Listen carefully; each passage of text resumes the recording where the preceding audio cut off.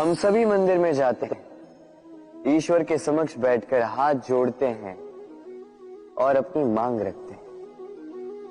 कभी सोचा है ईश्वर को कैसे लगता होगा कि मेरे भक्त मेरे पास आते हैं केवल अपनी इच्छा पूर्ति के लिए, मुझसे मिलने के लिए नहीं।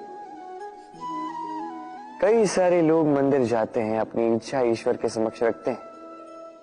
अब यदि उनकी इच्छा पूर्ण ना हो तो हताश हो जाते हैं। अब से जब भी आप मंदिर जाओ, ईश्वर के समक्ष बैठो, हाथ जोड़ो और कहो धन्यवाद। धन्यवाद ईश्वर, आपने मुझे जो कुछ भी दिया है उसमें मैं प्रसन्न हूं। बस मुझे मार्गदर्शन दे कि कैसे मैं अपने कर्मों से, स्वयं अपने कर्मों से वो सभी प्राप्त कर सकूं जो मैं पाना चाहता। ईश्वर से केवल मांगने जाओगे तो ईश्वर के समक्ष स्वयं को बहुत ही छोटा पाओगे,